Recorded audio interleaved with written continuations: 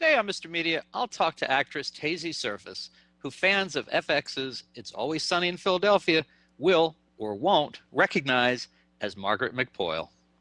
Stick around, unibrow lovers.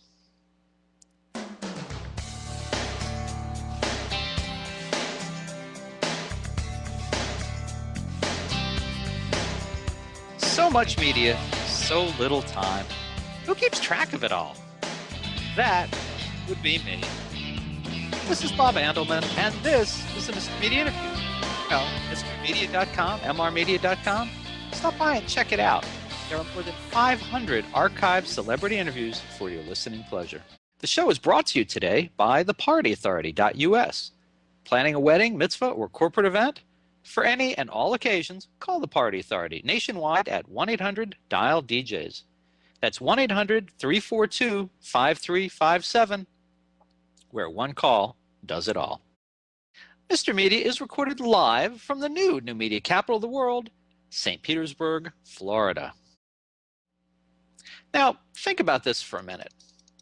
You're a beautiful young actress, born in Chicago, raised in London, and when you open your mouth, the most delightful, sophisticated accent comes pouring out. You're waiting for your big break in show business when the phone rings. One of the buzziest hit sitcoms on TV, FX's It's Always Sunny in Philadelphia, is calling. They want you for what could become a recurring role on the raunchy, outrageous gross-out fest. It sounds like a dream come true. True. I can't talk. True. Also true. But the producers want to paste a dark, heavy unibrow across that lovely forehead of yours. And your hair tied in pigtails. But at least you'll get to utter some real clever, coarse dialogue, right? Sorry, kid. Your character is a deaf mute. No words will be spoken. But you do get to make a rather salacious move with your tongue. And the word slurp becomes a part of your vocabulary. So what do you say? Thesy Surface said, yes. Here's one of the moments that make Margaret McPoyle the stuff of TV legends on It's Always Sunny. You know, your eyebrow drives me crazy. It's so thick, it's so dark, so very... It's Always Sunny in Philadelphia. You're a stone cold fox and I want you.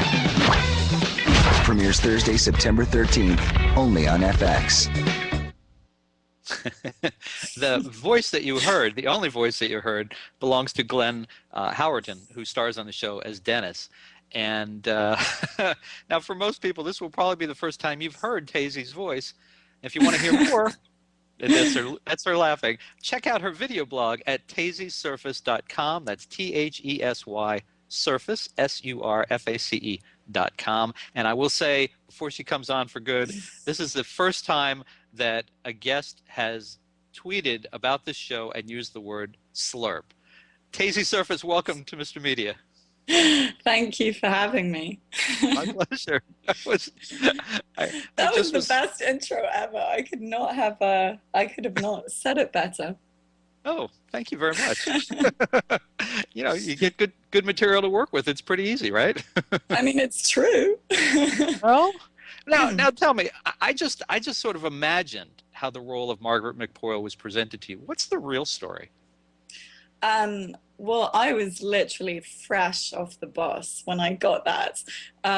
So I just wanted to be on TV. But I had a friend from university, and you have to excuse my voice because I was shouting when I was watching the World Cup yesterday, so it's a little rough right now. But Very sexy, not a problem. Oh, good. It can just add on to the English accent. And he had he was actually interning for the director at the time, Dan Atius. And basically what happened is originally it was going to be this kind of upgraded background role or something. It was, this one-day role where you get stuck on with the brothers who were already in season 1. And I'd seen that show and I knew exactly who they were. So I went to set and it was 3 of Max's friends, and then I think they were also looking through some people brought by an extras agency. Anyway, one thing led to another, and I got the part. I remember I was wearing a Clash t-shirt at the time, and I just had to go over and talk to the guys while they were eating lunch too. And then that one-day role, they called me back as a guest recurring. So there we go. That's the story. Very nice. Now, were you worried about that role? I mean, you're a lovely young woman, but you're pretty well covered up. Yeah, you could say that. I wasn't worried. It's weird. Everyone asks me that, and I guess it's not that I'm not vain. I am vain. I like to go out and look good, but I think if I'm gonna go ugly, I might as well go all the way. I just love any kind of character like that, whether they're evil, whether they're ugly, whether they're funny, serious. I'm someone who likes extremes in general. So, and to be honest, that little character has gotten, it's memorable. I think someone once said that. I think it was Charlie Chaplin. He said, "It doesn't matter how big a role you are, just be memorable." Oh, well, without a doubt. I mean, and that is memorable. And yeah, I mean, when I saw pictures of you without, and these pictures are on MrMedia.com, when I saw pictures of you without, the unibrow and the pigtails, I thought, that can't be the same person. It's the same exact person. Oh my God, it's amazing. Now, I mean, playing a role like that, do you worry about being typecast as, is that even possible? I don't know. I mean, again, I'm someone who likes characters, so I'm not scared. I mean, I'm not getting called in for other ugly, deaf-mute, unibrowed people, if that's what you mean. And you know what? I look forward to the day where I get a big role that's hot, because it's going to make a great before they were famous story. So, and I did a film this year where I was definitely very well made up, and I look like a hotter version of me, and I'm back in the 80s, so it's okay. I think it's going to be okay. And I should ask, which film was that? It was this film called Glory Days, about a band that goes to try and find its missing member in Thailand. So I play this part at the beginning of the movie who's kind of one of those bitchy assistants from back in the 80s, early 90s, which is perfect because I love the 80s and early 90s. So, and they definitely did me up for that. That was, that was a pretty role, very pretty role. Has playing Margaret led to other roles in any way? You know what it's led to? Hype, and hype's always good. It's like buzz. It's better to be talked about than not, I've learned in this town. And even though that's sometimes a bit of a icky way to get the next role or to get you in a few doors, my theory at this point is, hey, whatever works. And I don't know. I don't see it as limiting in any way. If anything, what happens is people are like, who is that girl? They look me up, and then I look totally different, and then they're like, wow, So I like Margaret. No, I was going to say, I'm reminded. I was trying to think, who do I think of now that I've heard your voice and seen you without the the brow and the pigtails. I think the actress is Jane Leeves, who was on Frasier for many years and is now on Hot in Cleveland. Yeah, she's and she's a right, and that was it. I was thinking, a petite, thin, beautiful, got that accent. It's not an accent to you, it's an accent to me. And she has seemingly found a spot in Hollywood for what she is. So interesting. Yeah, you never know. I mean, that's one thing I've learned so far in my years here is my few years here is you just never know what's going to happen. You just don't. You do not know. So you might as well show up to everything, every audition, every meeting, and not that you shouldn't be picky sometimes. You shouldn't do stuff that you don't want to do, but just always show up and be open, because the amount of people that I know where it was like their first breaks and even their big breaks came from just, something they thought they'd never in a million years get, or, when they didn't feel like it, meeting with that one person, and suddenly the story of their life changed. So that's something I've definitely learned so far. Now, I think I understand that Philadelphia has already completed shooting its new season. Yeah. Do you know? Well, you would know. Are you in upcoming? Yeah, right. Well, she would know. The season's over. I will be. I'm in the Halloween episodes. That's all I can say, I think. I don't know if I'm allowed to say anymore. But yeah, the repeats are on Comedy Central right now, so they're doing well, and as are the DVDs. I have to say, whenever the DVDs get released or like there's a deal going on them, suddenly I get all these random autograph emails and stuff. So I always know there's something happening with the DVDs, even more than the repeats on Comedy Central and FX. Oh, the DVDs, it's interesting. It's one of the first series that we saw a couple episodes on FX. We were late coming to the party, my wife and I, and and she went on Netflix, and it was one of the first times that we started with the series of DVDs. We started with season 1 and worked all the way through, and it's so foul and filthy and vulgar. It's so I know. So funny. It's almost British. Yeah. That's what I thought. Like when I heard the sense of humor and everything. I mean, I did again when I went to set that day. It was season 2. Not knowing what the hell was going on, what this part was. I had seen the first season, and I remember I hadn't seen every single episode, but going, wow, this show's got guts. Do you know what I mean? And I was just like, what?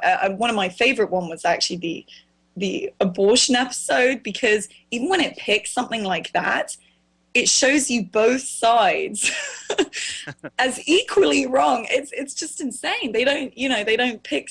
They're a show that no one gets, the nice end of the stick. Everyone gets it.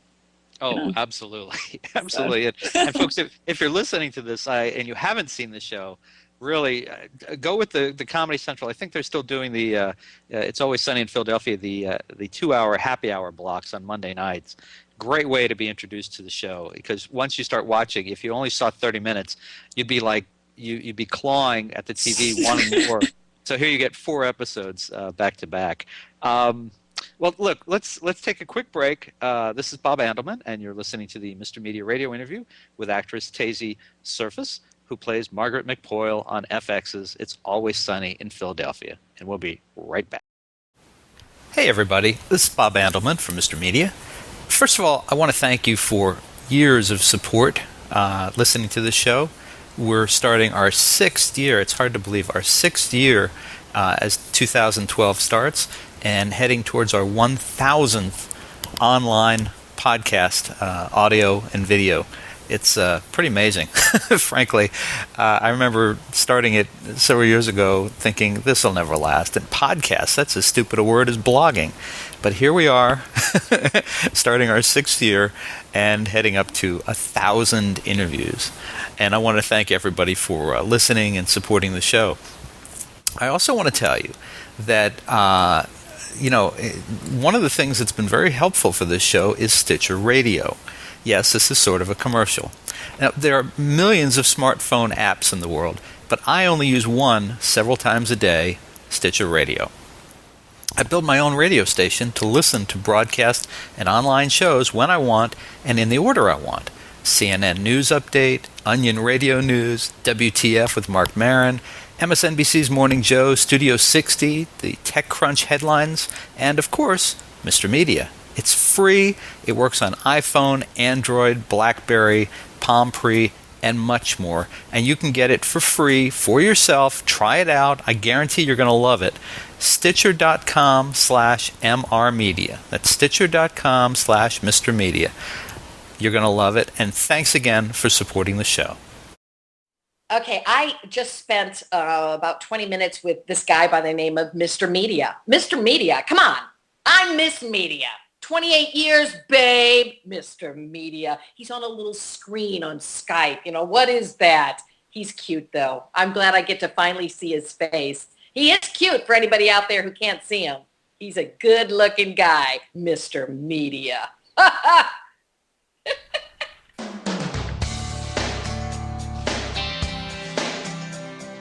This is Bob Andelman, and you're listening to the Mr. Media radio interview with actress Thesy Surface, who plays scary Margaret McPoyle on FX's It's Always Sunny in Philadelphia. And Thesy, that is the essence of acting, isn't it? That you can be this deaf, mute, unibrow, pigtail-wearing, frightening woman who kidnaps people, and then, you know, at the end of the day, you're this lovely, charming woman. Well, you know what? Margaret, for being so ugly, definitely, she gets a lot of boys, doesn't she? I mean, that's one thing. But yeah, it's kind of cool when people are shocked by it. I like surprising people. What kind of direction, when you started and to this point, did you get from either the writers or the directors about Margaret? What did they tell you to start with, and what do you know about her? Well, actually, that first day they didn't say much. They just said, don't do too much, you know. I think they might be worried. They might have been worried that like someone so new might have overacted it, because there's definitely that kind of risk. But I kind of then, what I did, I do remember thinking, okay, she doesn't talk, and I'm very vocally expressive, so that's hard.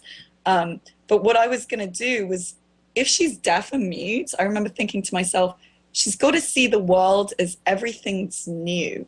You know, like those babies where they just stare at you, like, because they're just totally fascinated with you.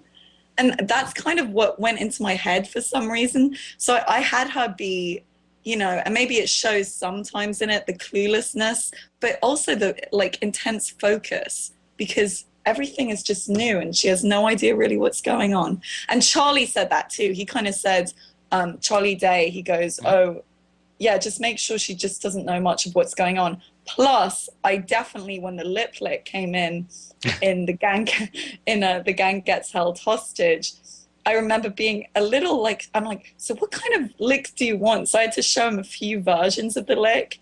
And then I showed the lizard lick, and then he liked that one. So that's about as deep as the directing got, I think. Other than that, I'm just like there to kind of, you know, tag along. Margaret's there with her brothers. So. Well, and, you know, it's interesting, folks, that you would think to a degree that Thesy would want to distance herself as much as possible from Margaret, but in reality, she's got this photo of herself. I'm thinking it's in a bathing suit where she's doing the lick without the makeup on. So you know, yeah. Right? I did that. Well, I was taking photos anyway, publicity photos. So I said, you know what, I got to do one where I'm still doing the trademark. And you know who else? Who was it who was really just like, keep on just doing that lick? It was Fred Savage. When he was directing the episodes, he goes, okay, now just do the lick again. And it was interesting because it's one of those things where it's in the script, but you don't think it's going to become the famous, you know, the lip lick of Margaret McPoyle.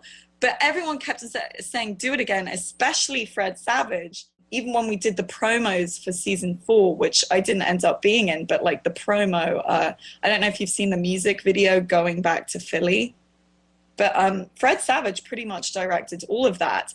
And every bit that went into that promo of me, I think there's like 3 quick scenes, he directed, and he said, do that lip lick. It's the branding part of it. So, you know, when the photo shoot happens, I'm like, well, I still need to have one where I'm looking like me, but doing the Margaret action.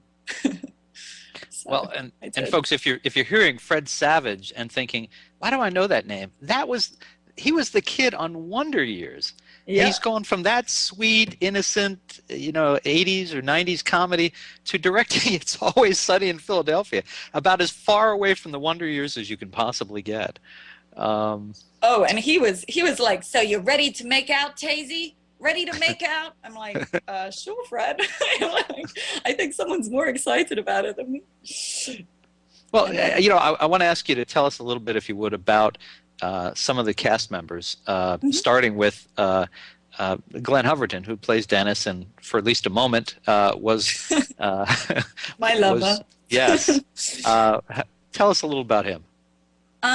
Well, he's awesome. It's interesting because what happened was, after I did that very short one-day part of Margaret where I didn't know it was going to turn into a recurring character, I remember going to, because I had just produced my own web series, so I was at some party, some Hollywood party called Independent Television Festival. I don't know if you guys know it, but and I happened to see him there. And I walk up and I go, oh, Glenn, do you remember me? I was the girl, and I went like this, so instead of the Hitler mustache, it's like this on my eyebrows. And he's like, oh, yes, of course. And he goes, oh, you did a great job with that part, blah, blah, blah. And so, we just talked for a little bit. I still didn't think I was coming back to the show, maybe if for a day or something. And then the weeks later, it might have been months later, when they brought me back as recurring guest star, and they sent me the script, I was like, first thing I thought was, poor Glenn has to kiss this. I mean, the ugly version. And then I saw by Glenn Howerton. Oh. So I was like, that's interesting. So, I mean, he was one of the two guys who wrote it, but I'm still like, so he must have not hated the idea so much, or he must have thought the idea was pretty funny. And I don't know if the bump in at the party where I actually looked like a decent human being helped, but yeah. I bet it did. I bet he went away from that thinking, let's see what I can do here. How can I get away with making out with Thesy? I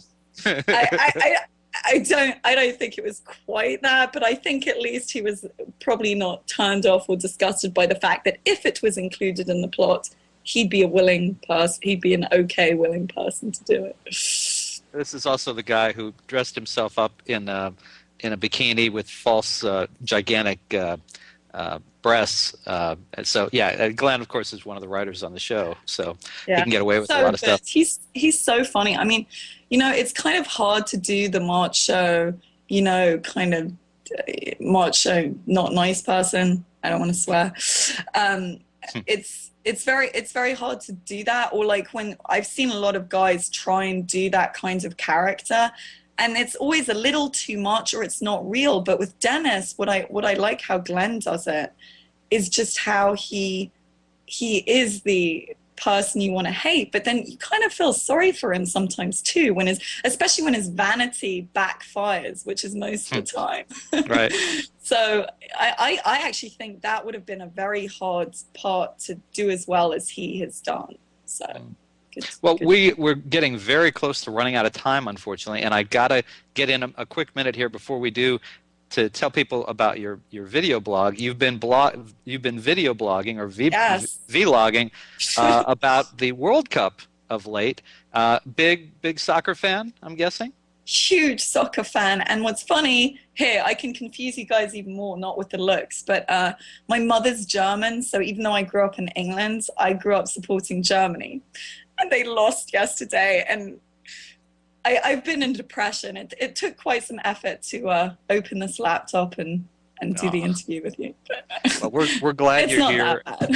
Very glad you're here. Yeah. And folks, I want to tell you, you can watch Thesy Surface in her recurring role on the FX channel sitcom It's Always Sunny in Philadelphia. And, of course, it's being repeated Monday nights in 2-hour happy hour blocks on Comedy Central. But if you want to hear her talk some more, check out her video blogs on ThesySurface.com. And you can also follow her on Facebook and Twitter. And Thesy Surface, thank you so much for being on Mr. Media today. Oh, thank you. Thanks for having me. My pleasure. It was a lot of fun. And folks, for more original interviews with your favorite actors and actresses, surf over to our main website, mrmedia.com. And remember, you can follow me on Facebook or Twitter, twitter.com/Andelman, or on Facebook, just search Mr. Media Interviews. Thanks so much for joining us today. I really appreciate you sharing a piece of your day with Mr. Media. Thanks for listening, everybody. Bye-bye.